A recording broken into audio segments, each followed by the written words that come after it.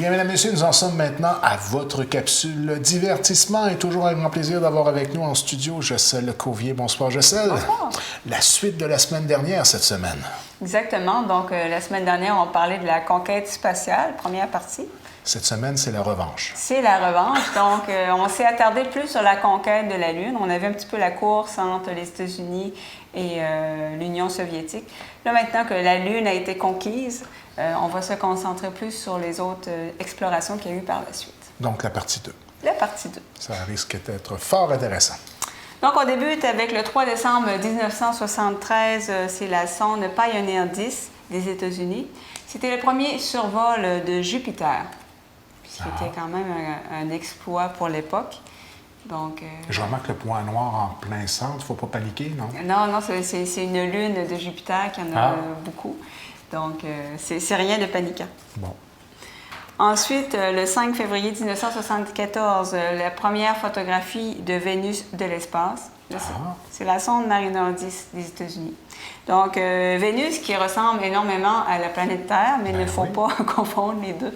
Ça a l'air à brasser un peu plus sur la surface. Hein? Ça brasse plus et la pression est telle que si on faisait atterrir un vaisseau spatial qui n'est pas fait exprès, il va être carrément, je cherche le mot. Détruit. Détruit, voilà, par la pression importante. Donc, il faut atterrir sans faire exprès.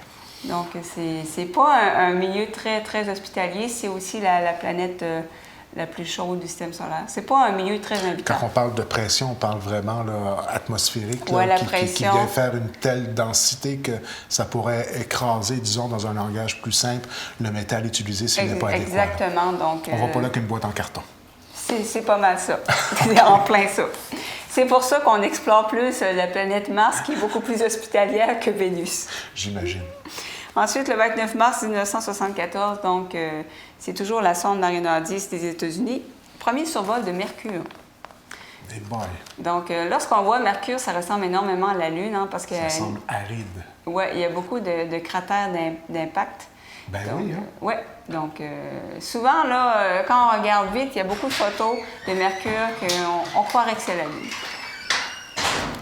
Ensuite, le 22 octobre 1975, c'est la première photographie prise de la surface d'une autre planète, donc dans ce cas-ci, Vénus, par la sonde Venera 9 de l'Union soviétique. Donc, l'Union soviétique qui continuait quand même ses explorations au niveau du système solaire.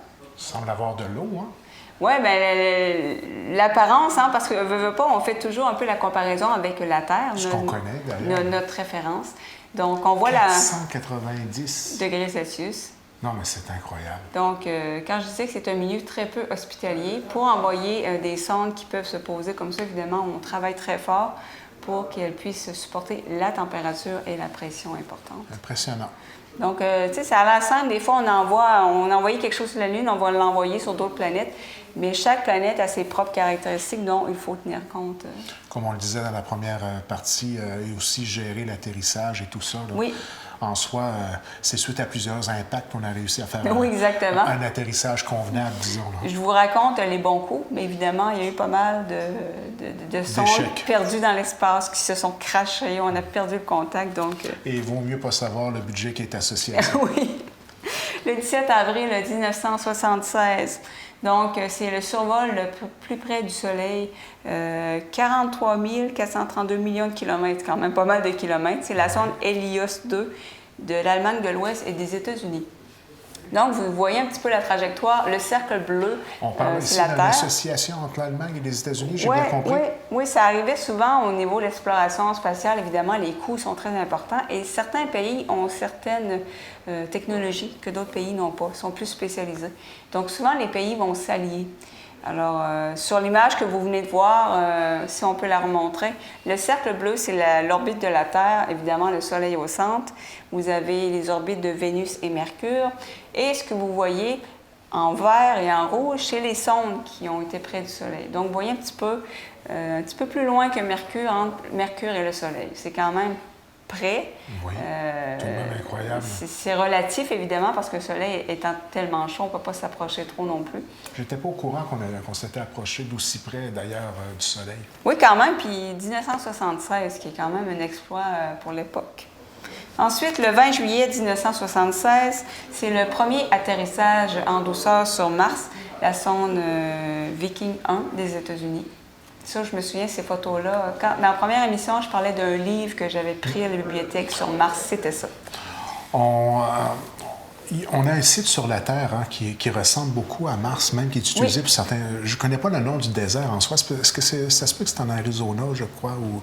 Pas certain de l'endroit exact, mais on arrive quand même à reproduire des paysages là, qui ressemblent beaucoup à celui-là qu'on voit en ce moment. Exactement. Et ce que j'avais vu un reportage, puis on expliquait que les gens qui sont en charge de l'espèce de petit rover, le petit tout-terrain qui se promène sur Mars, donc, les gens qui sont en charge de ça, ils ont refait le terrain de Mars et se pratiquent avant de donner les ordres au petit souterrain. Tellement c'est... Parce qu'évidemment, ça vaut des milliards quand même.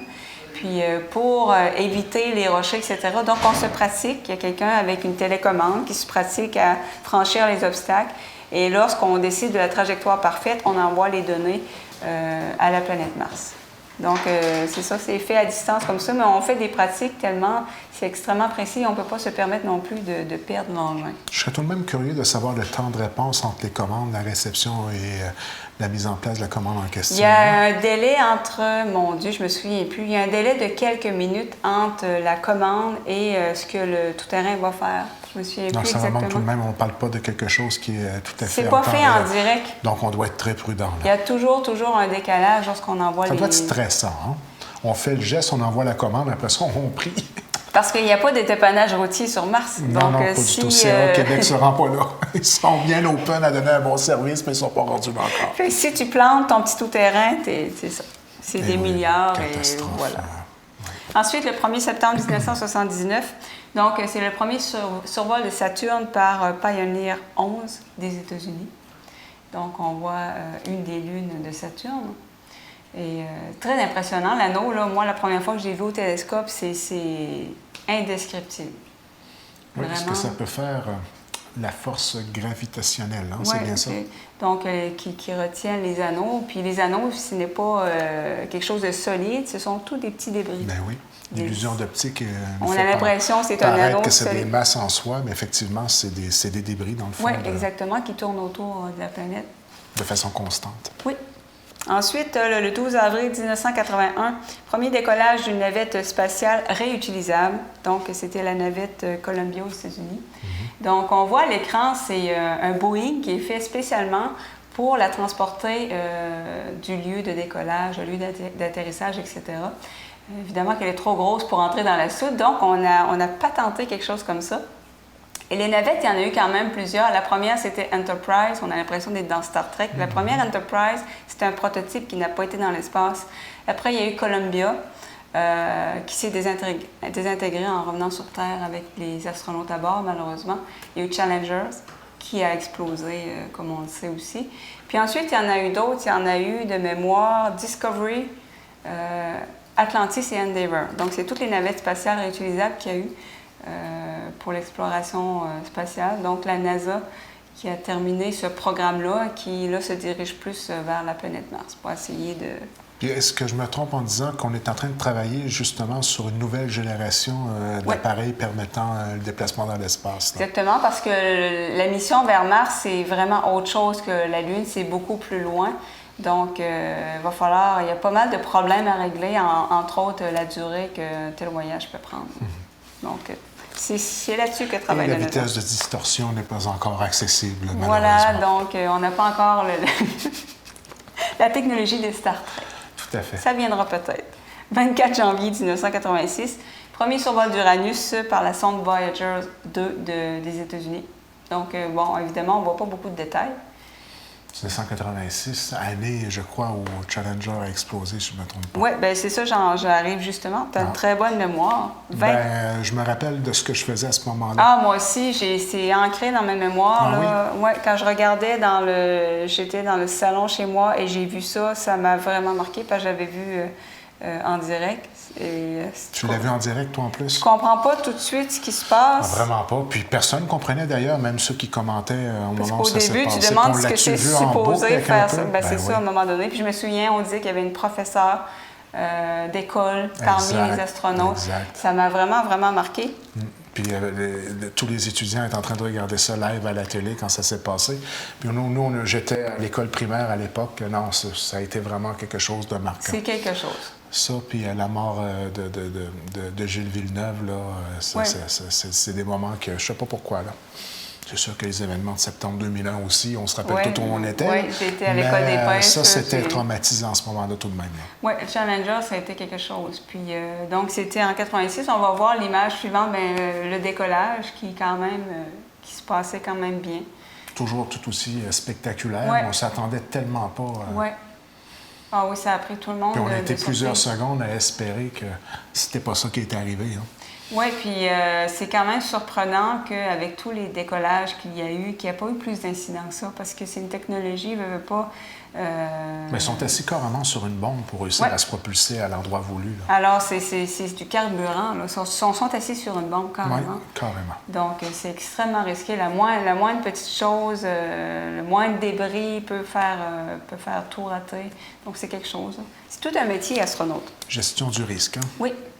19 février 1986, c'est la mise en orbite de la première station spatiale habitée à long terme, Mir, de l'Union soviétique. Donc, première fois qu'on pensait à vraiment faire une station permanente. Ensuite, le 6 mars 1986, le survol de la comète de Halley par Vega 1 de l'Union soviétique. La fameuse comète Halley. Oui, ça pareil, je me souviens. Ça, c'est un souvenir là, de l'avoir observé. C'était quelque chose. Oui. 25 août 1989, on a le premier survol de Neptune par la sonde Voyager 2 des États-Unis. Donc, très impressionnant. La sonde Voyager. Oui, Voyager, oui. Référence à Star Trek. Atmosphère très particulière Oui, ici. c'est hein? très... les planètes sont extrêmement diversifiées dans le système solaire. Donc... Quel univers ça va créer lorsqu'on va en être rendu là? C'est peut-être pour ça qu'on est du type à aimer le genre de téléséries à science-fiction comme ça. Là. Le potentiel là, de pouvoir voyager et puis dans des vaisseaux spéciaux ayant des caractéristiques toutes particulières pour utiliser un vocabulaire simple, là, mais c'est incroyable. Oui, les séries... Je suis persuadé qu'on va atteindre à un certain moment donné... on va atteindre la technologie. Cette science-fiction-là, aujourd'hui, qui est considérée comme telle. C'est pas si loin de la réalité. Ça, il y a des gens qui disent, dans ce que je vais parler de Star Trek, parce que je connais plus Star Trek, mais beaucoup de technologies ont été inventées après, on en avait parlé, mais il y a beaucoup de choses, je veux dire, c'est pas... c'est pas du charabia pour faire une émission, c'est quand même réfléchir la technologie pour qu'il y ait un sens et une logique. Même si ça n'existe pas, il y a quand même des gens spécialisés, scientifiques, qui travaillent à rendre les concepts quand même crédibles. C'est pas rien. Oui. Ensuite, on a le 14 février 1990, la première photo du système solaire en entier par la sonde Voyager 1 des États-Unis. Donc, ça a l'air de pas grand-chose en ce moment, mais c'était tout un exploit. C'était la première fois qu'une sonde voyait le système solaire en entier. Donc, on est seulement un petit point. Incroyable. Oui, c'est quelque chose. Ensuite, on a le 24 avril 1990, lancement du télescope spatial Hubble. C'était un projet entre l'Europe et les États-Unis. Donc, on le voit lors de la mise dans l'espace. Donc, c'est quelque chose, évidemment, les photographies que Hubble nous a données. Incroyable. Pourquoi? C'est l'avantage de Hubble, c'est qu'il n'a pas à subir l'atmosphère de la Terre. Il y a des télescopes beaucoup plus gros sur Terre, évidemment, en termes de grosseur, mais tous les télescopes sur Terre doivent faire face à l'atmosphère terrestre qui va faire une espèce de petit voile, de flou, si on veut. Oui, puis petit voile, ça peut être plus accentué que ça. Là. Donc, ça crée des turbulences. Par exemple, moi, si je regarde dehors avec mon télescope, si je regarde près de l'horizon, l'atmosphère est comme plus épaisse. J'ai énormément de turbulences. Il faut que tu regardes le plus possible directement en haut de toi. Ah, ouais. Intéressant, ça. Oui, donc si les gens ont des télescopes, là, évitez de regarder à l'horizon. Plus c'est haut, mieux c'est. Au zénith, c'est l'idéal. Évidemment, c'est pas toujours pratique. Mais si vous regardez une planète, attendez qu'elle soit levée un peu. Si elle est trop près de l'horizon, vous ne verrez pas grand-chose. Il y a trop de turbulences, il y a trop d'atmosphère. C'est ça le genre de vague qu'on voit là. Exactement. Parce que lorsque tu regardes à l'horizon, tu traverses plusieurs couches d'atmosphère. Tu es comme en ligne droite, tandis que directement là, tu as seulement la couche d'atmosphère. J'avais beau mettre le défrost sur mon microscope, ça ne marchait pas. Donc, un petit truc comme ça en passant. Donc, évidemment, Hubble, qui n'a pas à subir ces turbulences-là, il voit directement dans l'espace. Donc, ça a beaucoup augmenté la qualité des photographies. J'imagine que pour les astronomes, c'était révolutionnaire. Oui, effectivement. Ensuite, 21 octobre 91, premier survol d'un astéroïde de 951 Gaspras, c'est son petit nom. Donc, la sonde Galileo des États-Unis. Ça a l'air on dit souvent que les astéroïdes, c'est comme des grosses pommes de terre. Ça a souvent des formes de patates. Petit nom pour une grosse roche. Donc, c'est souvent la comparaison qu'on fait pour les astéroïdes. 8 février 92, premier orbite polaire autour du Soleil par la sonde Ulysse. Donc, orbite polaire, ce que ça veut dire, c'est qu'on ne tourne pas autour du Soleil, on tourne autour de ses pôles, son pôle nord et son pôle sud. Vous voyez, comme dans l'autre sens. Là. Oui, je comprends. Est-ce qu'il y avait une raison particulière pour y aller avec cette façon de faire-là? Je ne sais pas exactement. Bon. Donc, on a fait le tour du Soleil de cette façon-là et c'était encore une fois un partenariat entre les États-Unis et l'Europe.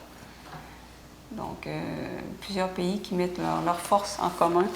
On a vraiment un avantage à travailler en commun. Oui, définitivement. Je pense que l'avenir est là, d'ailleurs. De plus en plus, vous allez voir ça. Le 7 décembre 1995, première mission dans l'atmosphère d'une géante gazeuse, c'est-à-dire Jupiter, Galileo, la sonde Galileo des États-Unis. Ce qu'on voit, c'est une illustration. Donc, évidemment, l'atmosphère de Jupiter, c'est pas les mêmes conditions que sur Terre, donc c'est pas les mêmes composés chimiques non plus. Donc, la sonde... paraît un peu moins hospitalier, disons. Hein? La sonde n'a pas duré longtemps. Ah non? Oui, parce que sur les planètes, il peut y avoir, par exemple, des pluies d'acide sulfurique, des trucs comme ça. Donc, c'est pas très... Difficile à imaginer tout de même. Hein? Donc, les astronomes, les gens, les ingénieurs qui construisent ces engins spatiaux-là doivent tenir compte de toutes ces conditions-là. Ces paramètres-là. Oui. 4 juillet 1997, premier rover opérationnel sur notre planète, le Mars Pathfinder des États-Unis. Pathfinder. Oui. Donc, on le voit sur le dessus, là. Il faut qu'il soit déployé avec ses panneaux solaires. Donc, c'était quand même un gros accomplissement. C'est impressionnant tout de même. Hein? Donc, il va se soulever. Ces panneaux solaires vont lui permettre... Tout à fait, ce qui donne son autonomie, capacité. Donc, je me rappelle qu'à quelques reprises, on en perdait quelques-uns, là, parce que malheureusement, il n'y avait pas accès au soleil. Exactement. À un certain moment donné, dû à l'orbite et tout ça, on retrouvait le soleil, on recevait un contact, et les gens sur la Terre étaient super excités d'avoir repris contact avec un des véhicules en question. Et il y a des espèces de sondes, des petits trucs comme ça, que parfois... devait durer, je ne sais pas, 2-3 mois, puis finalement, 12 mois après, ils transmettaient des données. Donc, des fois, on est agréablement surpris, et d'autres fois, tu mets l'engin sur la planète, puis il se plante dans un truc, puis tu ne peux plus rien faire avec. La différence entre un énergiseur et du Duracell, laisse la Terre continuer pendant 12 mois. C'est ça. Le 20 novembre 1998, premier module de la Station spatiale internationale. Donc ça, c'est un projet commun, c'est un bon exemple. La Russie, les États-Unis, l'Europe, le Japon et le Canada. Ah, travail d'équipe, c'est. Donc, évidemment, le Canada, notre expertise, c'est le bras canadien. Tout à fait, et qui n'est loin d'être à négliger et a permis une grande partie de l'assemblage requis, d'ailleurs. Oui, et ça a l'air de rien. Là, on est réputé à travers le monde pour notre bras canadien en passant. Oui, effectivement, et ça a l'air de rien, un bras canadien, mais je veux dire, c'est de la haute technologie, évidemment, extrêmement précise. Puis le Canada a quand même, dans plusieurs missions, le Canada contribuait en mettant des instruments dans les différentes sondes, etc. Donc, on est quand même reconnu à travers le monde. Oui, pour notre expertise, et particulièrement pour le bras canadien. Oui.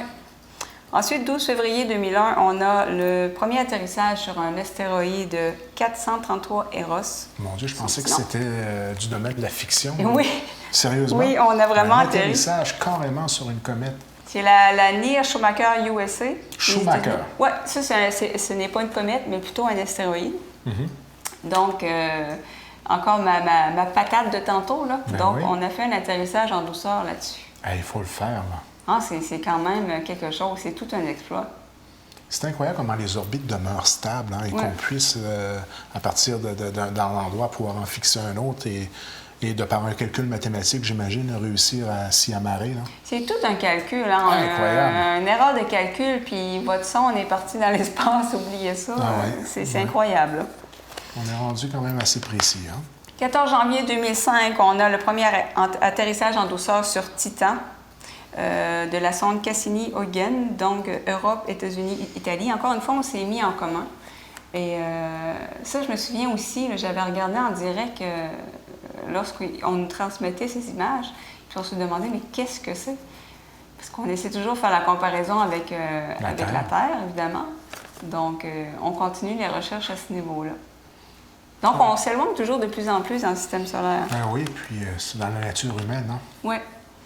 Le 6 mars 2009, première mission pour trouver des planètes comme la Terre. Donc, c'est Kepler, c'est ce programme-là, des États-Unis.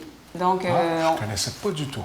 On a entendu beaucoup parler dans les médias ces derniers temps. On a trouvé plein de planètes, exoplanètes comparables à la Terre. Oui, ça, dans l'actualité, tout à fait. Donc, à travers le monde, beaucoup de scientifiques se penchent sur la question. Donc, c'est la première fois qu'on mettait vraiment en orbite quelque chose pour trouver des exoplanètes comme la Terre. Évidemment, le but ultime étant de trouver la vie ailleurs dans l'univers. Ou une planète de rechange. Oui, une planète qui risque d'arriver. Un sphère. Un sphère. Oui, parce que l'attitude actuelle qu'on a là... Le problème, c'est les distances. Mars, ça serait peut-être réalisable, mais qui est plus ou moins hospitalière pour l'instant. Oui, mais on travaille, TVCGR travaille sur un moteur de distorsion. Oui, on va mettre ça. On va... 2 moteurs de balieuse là, qui traînent en haut dans le... On fait un téléporteur. Un Pioneer, un Panasonic. Ah non, mais c'est sûr. On va fusionner les deux. Puis... Il y a une sonde qui s'appelle Pioneer, c'est bon. C'est pour ça que je disais ça. 25 août 2012, premier objet fabriqué par l'homme dans l'espace interstellaire, donc la sonde Voyager 1 des États-Unis. Ça revient souvent en cette sonde-là, mais c'est qu'elle a fait énormément d'exploits. Donc, on voit un petit peu à gauche complètement le Soleil. On voit ensuite la Terre, Mars, Jupiter. On n'a pas mis toutes les planètes. Donc, vous voyez, Interstellar Medium, c'est vraiment l'espace interstellaire, finalement, qui est en dehors du système solaire. C'est incroyable. Parce que le système solaire est quand même... s'étend quand même beaucoup. Non, le monde est vaste. Le monde est vaste. Donc, c'est incroyable qu'une sonde fabriquée par l'homme est rendue à cet endroit. Ouais. Et elle continue sa course. C'est ça le pire. Oui, envoyée dans les années 70, c'est quelque chose. Et ça prouve le temps que ça peut prendre à un déplacement uniquement basé, je crois, sur les différentes orbites sur lesquelles elle se déplace, c'est bien ça? Exactement. Donc, c'est sûr qu'une mission, par exemple, sur Mars, il faut tenir compte du vol de retour, puis c'est plus complexe. On parle même d'un aller simple. Oui, il y a un projet pour l'aller simple. C'est pas fait par la NASA, mais on recrute, si ça vous intéresse. Oui, il y a même eu une expérience, on a entendu parler là, d'essayer de vivre une reconstitution de ce que ça pourrait représenter. Je pense que ça a été un mois de temps de façon être enfermé à l'intérieur d'un endroit bien précis. Là. Bien, à la NASA, lorsqu'on envoie les astronautes en mission, parfois, le record, je pense, c'est quelque chose comme 14 mois dans l'espace, dans la station spatiale. Les gens doivent être habitués à vivre confinés et on les habitue dans des petits modules. On les habitue quelque temps pour voir s'ils sont capables de gérer ça, évidemment. Ah non. C'est pas fait pour tout le monde. Non, vraiment pas. 12 novembre 2014, premier atterrissage en douceur sur une comète 67P. Là, on arrive à la comète. Tantôt, c'était un astéroïde. Là, c'est une comète. Dis-moi donc, c'est quoi la différence entre les deux? Donc, une comète, c'est une espèce de boule de neige, de glace sale, si on veut. C'est ce qu'on voit avec une grande queue lorsqu'elle passe près du Soleil. Donc, il y a une grande queue de filament. Ça, c'est une comète. Tandis qu'un astéroïde, ils sont dans le système solaire. On en trouve beaucoup entre Mars et la planète Saturne, entre autres. On en trouve aussi beaucoup plus loin. De temps en temps, ils s'approchent. Des fois, on dit qu'un astéroïde va peut-être tomber sur Terre à un moment donné. Mais ils sont quand même localisés dans une zone quand même stable, si on veut, entre guillemets. Tandis qu'une comète, il faut le voir comme un passager qui fait une orbite autour du système solaire. Puis à un moment donné, il approche la Terre, on le voit. Puis c'est pour ça qu'on peut dire qu'une comète, elle va revenir dans 15 ans. On sait par son orbite qu'elle va revenir faire un tour près de la Terre et du Soleil dans 15 ans exactement telle date, comme la comète de Halley, par exemple. Donc, c'est un peu la différence entre les deux. Mais lorsqu'on voit les photos, ça se ressemble un petit peu, évidemment. Là. Mais une comète, c'est plus comme une boule de neige, de glace. C'est pour ça que lorsqu'elle arrive près du Soleil, évidemment, avec la chaleur, ça produit une traînée, si on veut, qu'on voit. Donc, c'est quelque chose d'impressionnant. Donc, on a pu se poser en douceur sur une comète, c'est quelque chose. Hein? C'est quelque chose en mouvement. J'en reviens pas. Oui, c'est quelque chose. 6 mars 2015, première orbite d'une planète naine qui est Cérès par la sonde Dawn des États-Unis. Donc, vous voyez en bas la planète naine Cérès et vous voyez en haut Vesta, qui est plus considéré comme un astéroïde. C'est quoi la différence entre les deux? C'est que pour être considéré comme une planète, que ce soit une planète naine ou une planète normale, il faut que tu aies une forme arrondie. Ça veut dire que tu as assez de gravité pour que toute ta matière qui te compose forme une forme arrondie, si on veut. Très important, la définition que tu es en train de donner là, par rapport à l'interprétation la 7e planète, si je ne me trompe pas. Exactement, pour Pluton. Pourquoi on a déclassé Pluton? Parce que Pluton, elle a une forme arrondie, oui. Mais par contre, pour le deuxième critère, là, vous voyez, comme je vous disais, Vesta, un astéroïde, parce que sa forme n'est pas arrondie. Ça, c'est correct. Ensuite, tu as des planètes naines, puis tu as des planètes standards. C'est quoi la différence? C'est que pour être une planète standard, il faut que tu aies fait le ménage autour de toi. Exactement. Donc, Cérès, qui est une planète naine, n'a pas fait le ménage autour d'elle. Il y a toutes sortes de débris autour d'elle. Pluton n'a pas fait le ménage non plus autour d'elle parce qu'on trouve énormément de débris, de toutes sortes de trucs. Tandis que, par exemple, comme la Terre, on n'a pas de débris autour de la Terre. On a un satellite naturel qui est la Lune. Donc, c'est ça la différence. Astéroïde n'a pas une forme arrondie. Planète naine n'a pas fait le ménage autour d'elle. Et ensuite, la planète standard a fait le ménage et elle arrondie. Puis moi, j'ai grandi avec l'idée que Pluton était une planète, là. Mais ça ne fait pas consensus, même au niveau des astronomes. Hein. Beaucoup ont fait des pétitions que Pluton devrait être considéré. Disons que Pluton est sur la limite. Elle n'a pas fait le ménage, mais quand même une bonne taille, Pluton. L'importance de faire le ménage, c'est ce qu'il faut retenir. Puis ce qui arrive, c'est qu'on s'est mis, l'importance de faire son ménage, mais ce qui arrive, c'est que Pluton, on a découvert comme assez longtemps après qu'il y avait d'autres débris, il y avait d'autres planètes naines autour d'elle, des astéroïdes, etc. C'est un peu pour ça qu'on l'a déclassé, parce qu'à l'époque, les télescopes ne permettaient pas de voir un petit peu autour de Pluton. Là. Tout à fait. Ouais, donc c'est un petit peu la différence entre les deux. 14 juillet 2015, justement, on en parle de Pluton. Premier survol de Pluton par la sonde New Horizons des États-Unis. Donc, encore une fois, Pluton qui est considéré maintenant comme une planète Première naine. fois que je vois Pluton de près comme ça, c'est impressionnant. Pendant des années, Pluton, on avait vraiment des images totalement floues d'un point blanc. Donc, ça a été toute une découverte. On ne savait pas trop à quoi s'attendre.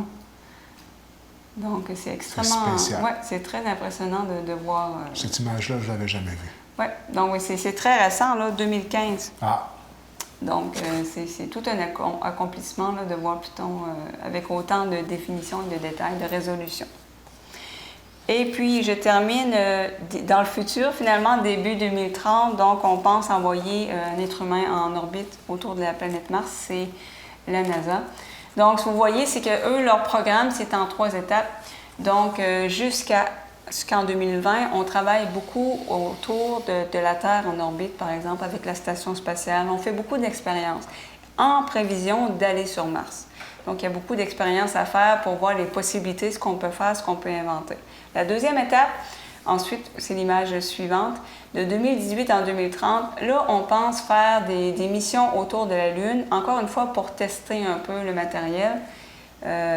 Pour arriver à avoir une technologie vraiment efficace sur Mars, parce qu'évidemment, on pense que ça pourrait être intéressant, au lieu de partir de la Terre jusqu'à Mars directement, de faire un peu un escale, si on veut, en orbite autour de la Terre, autour de la Lune, pour aller chercher du matériel, etc. C'est ça qu'on est en train d'étudier finalement. Puis la dernière étape, finalement, c'est l'image suivante. Donc, vers 2030, on espère pouvoir envoyer quelqu'un en orbite. Donc, avec toutes les connaissances qu'on va avoir eues avec nos expériences autour de la Terre et de la Lune, on pense être en mesure d'envoyer quelqu'un. C'est un voyage qui est quand même long. On parle d'environ 6 mois pour se rendre sur Mars et 2 ans pour revenir. Donc, dans des conditions qui sont vraiment pas évidentes, sur Mars, quand il y a des planètes, il y a des tempêtes de sable, c'est des tempêtes à la grandeur de la planète. C'est pas juste un endroit précis qui va avoir une tempête, au point que, par exemple, si je regarde Mars dans mon télescope, il y a certains moments que je vois aucun détail parce qu'il y a une tempête globale. Tu vois comme une espèce de flou. Carrément global. Oui, donc évidemment, des êtres humains pris là-dedans. Je sais qu'on fait des expériences pour essayer qu'une colonie, que des astronautes puissent se cacher dans des espèces de tunnels de lave, des espèces de tranchées où là, on pourrait avoir un abri puis mener des expériences. En tout cas, la NASA travaille très fort en ce moment là-dessus. C'est le prochain objectif. Aller sur Mars. Après la Lune, évidemment, c'est naturel de vouloir explorer un petit peu plus loin. Donc, on va suivre ça de près. Capsule divertissement très instructive et passionnante, je dois le dire. Moi, c'est un domaine que j'adore, comme je l'ai dit, depuis mon enfance. Hein, puis il y a tellement à découvrir, là, ça n'a aucune fin. La NASA, c'est vraiment un cap sur l'avenir. Voilà. La beauté de la chose. Ça revient la semaine prochaine.